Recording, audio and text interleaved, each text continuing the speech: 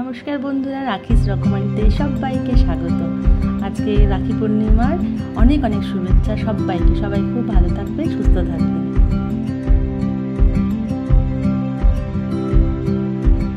আজকে আমি রাখি স্পেশাল কালাকাঁদ মিষ্টি তৈরি করেছি। মাত্র দুটি উপকরণ, দুধ ও চিনি ঘরে থাকলেই এই জিনিসটি আপনারা বানিয়ে নিতে পারবেন।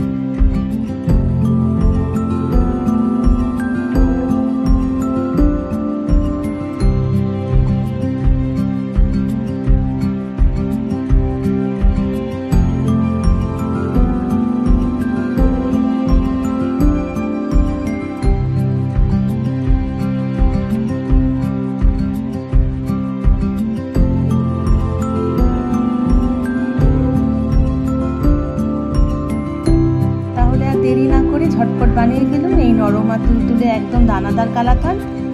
আজকে আমি কালাকাঁদ রেসিপি শেয়ার করব। প্রথমে আমাদের ছানাটা বানিয়ে নিতে হবে। তার জন্য আমি একটা ডেকচি বসিয়ে দিয়েছি। এখানে আমি 1 লিটার দুধ নেব।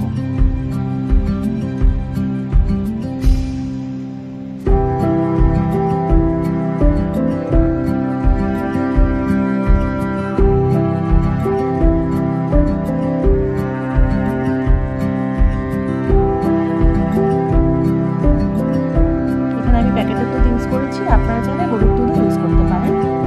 প্রথমেই আমি গ্যাসটাকে পুরো বাড়িয়ে দিয়েছি। বাড়িয়ে দিয়ে একটুখানি খালি উবাল আসলেই হয়ে যাবে। একবারই একটু উতাল আসলে আমার এটা হয়ে যাবে। বেশিক্ষণ ফোটানোর দরকার নেই। দেখুন আমার একবার চলে এসেছে। এবার আমি 3 চামচ ভিনেগার আর 3 চামচ জল মিশিয়ে এটাকে ছানা বানিয়ে নেব। অল্প অল্প দিয়ে নাড়তে হবে। ছানা কাটানোর জন্য ভিনেগার ব্যবহার তো অনেকেই করেন, অনেকে লেবুও ব্যবহার করেন। তা আমি এখানে ভিনেগারটাই ব্যবহার করেছি। আস্তে আস্তে নাড়তে নাড়তে আমার ছানাটা তৈরি হবে। ও অবশ্যই দুধটা না জাল দেওয়ার পরে ঠান্ডা একটু করে নেবেন। অন্তত 5 মিনিট আপনারা ঠান্ডা করে তারপরে ছানাটা কাটাবেন। তাতে করে কি ছানাটা নরম থাকে, সফট থাকে। আর যদি গরম গরম দুধের মধ্যে ভিনিগার বা লেবু রস দেওয়া হয় তাহলে কিন্তু ছানাটা হার্ড হয়ে যায়। দেখুন ছানাটা আমার হয়ে গেছে।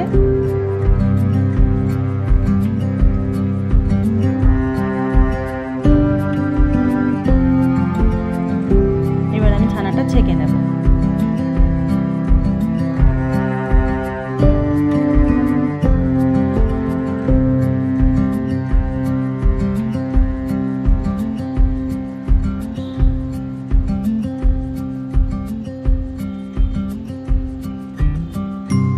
দেখুন ছানাটা আমার কতটা সফট হয়েছে। এবার ঠান্ডা জল দিয়ে ছানাটা আমি ধুয়ে নেব, যাতে করে ভিনিগারের স্মেলটা না থাকে। 2-3 বার একটু ভালো করে ধুয়ে নিলেই হবে।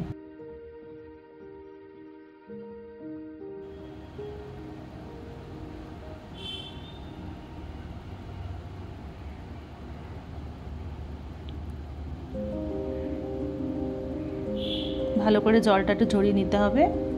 এখানে আমি হাতার সাহায্যে জলটাকে চেপে চেপে যতটা পারা যাচ্ছে চেপে চেপে নিয়েছি।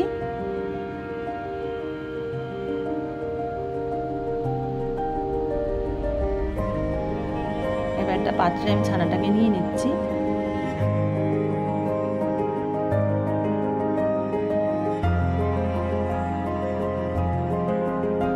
1 চামচ চিনি দিয়ে দিলাম। বেশি মিষ্টি দেওয়ার দরকার নেই এই মুহূর্তে। এবার একটু ভালো করে মেখে নেব।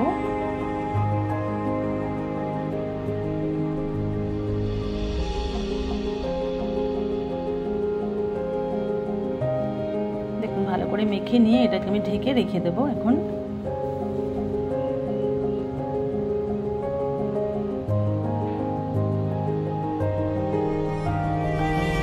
এদিকে মালাই বানানোর জন্য আমি 1 বাটি দুধ দিয়ে দিলাম কড়াইতে। তার সাথে 1/2 বাটি গুঁড়ো দুধ। গ্যাসটা কিন্তু আমি এখনো অন করিনি, কারণ হচ্ছে গরম দুধের মধ্যে গুঁড়ো দুধ দিলে ডেলা বেঁকে যায়। যার জন্য আমি ঠান্ডা দুধের মধ্যে এটাকে একটু মিশিয়ে নিচ্ছি।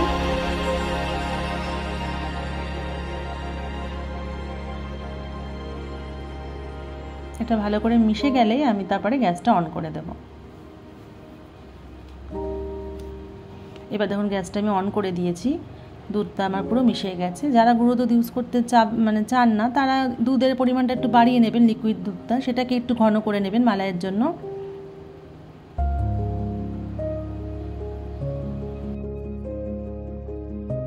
চিনি দিয়ে দিচ্ছি। মিষ্টিটা আপনারা আপনাদের আন্দাজ মতো দেবেন। আমি 3 টেবিল স্পুন চিনি দিয়েছি। এখানে এলাচ গুঁড়ো দিয়ে দিলাম। এবার দেখুন ছানাটাকে আমি মিশিয়ে নিচ্ছি। একটু ভালো করে ছানাটাকে স্প্যাচুলার সাহায্যে প্রেস করে করে আপনারা এটাকে ভালো করে মিশিয়ে নেবেন। একদম গ্যাসের ফ্লেমটা কিন্তু স্লো থাকবে, ঠিক আছে? লো ফ্লেমে করতে হবে একদম। একটু সময় লাগে, নাড়তে খুবই কষ্ট হয়, কিন্তু একটু টাইম নিয়ে ধৈর্য ধরে করলে কিন্তু খুব সুন্দরভাবে আপনার এটা মিশে যাবে আর খুব সুন্দরভাবে আপনার মিষ্টির জন্য জিনিসটা তৈরি হয়ে যাবে। এবার আমি গ্যাসের ফ্লেমটা মিডিয়াম করে নিয়েছি। করে নিয়ে দেখুন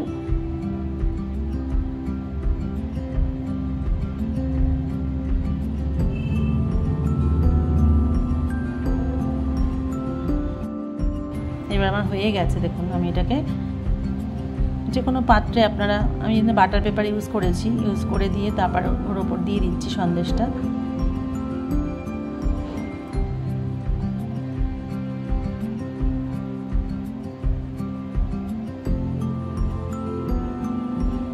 এইভাবে স্প্যাচুলার সাহায্যে আপনি ভালো করে প্রেস করে করে মিষ্টিটাকে বসিয়ে দেবেন। এখানে পেস্তা গুঁড়ো আমি করে রেখেছিলাম, সেটা একটু দিয়ে দিচ্ছি। এটা পুরোপুরি অপশনাল, আপনারা না চাইলে না দিতে পারেন। আমি এটা দিয়ে দিলাম ডেকোরেশনের জন্য, ভালোও লাগে খেতে। এবার এটাকে ঠান্ডা হওয়া অবধি অপেক্ষা করব।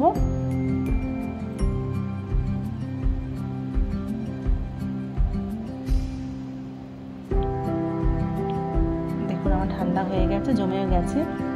এবার এটাকে পিস পিস করে কেটে নিয়ে আপনারা নিজেদের মতো করে সার্ভ করবেন। তো কেমন লাগলো রেসিপিটি অবশ্যই বলবেন।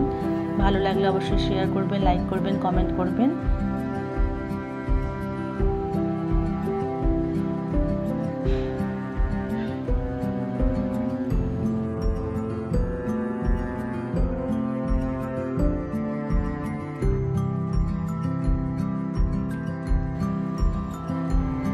সবাইকে অসংখ্য ধন্যবাদ।